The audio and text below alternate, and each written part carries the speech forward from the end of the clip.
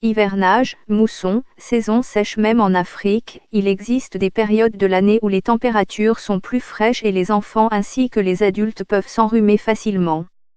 Mais comment traiter efficacement le nez bouché ou qui coule et les éternuements chez les tout-petits? Les pharmacies et les supermarchés regorgent de médicaments qui prétendent soulager les symptômes du rhume.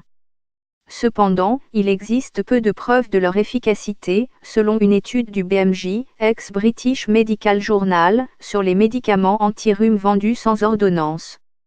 Et certains, comme les décongestionnants, traitements contre le nez bouché ou qui coulent à base de pseudoéphédrine, ne conviennent pas aux bébés, aux enfants et aux femmes enceintes.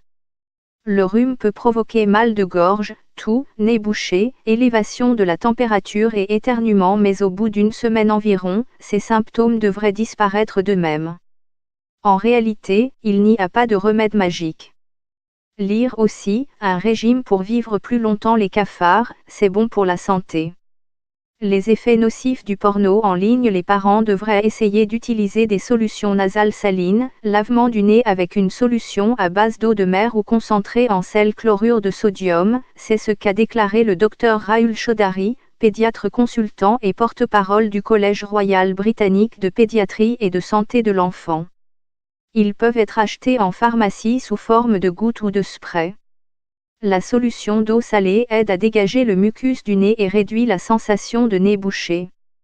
Il n'y a pas d'effet secondaire, elle peut être utilisée plusieurs fois par jour et il est prouvé qu'elle réduit tout gonflement de la zone du nez, déclare le Dr Chaudhary.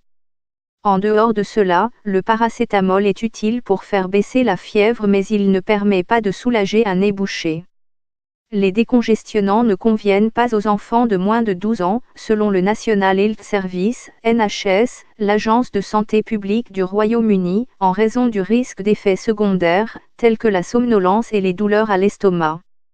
Les adultes peuvent les utiliser pendant un maximum de 3 à 7 jours, mais les recherches du BMJ indiquent qu'ils n'ont qu'un léger effet sur les symptômes nasaux.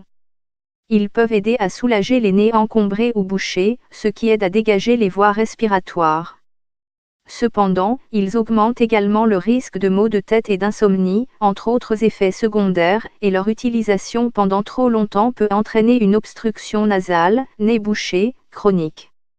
Selon le Dr Chaudhary, les sirops contre la toux ne sont pas recommandés car ils empêchent les enfants de tousser et de se débarrasser du mucus, les glaires et crachats provenant de la gorge ou des poumons qui sont expulsés par la bouche en cas de toux grasse, appelée aussi toux productive. Et les antibiotiques ne fonctionnent que contre les infections bactériennes et ne sont pas efficaces pour combattre le rhume. Les frictions de pommade et les inhalations de vapeur ne sont pas conseillées non plus, dit-il.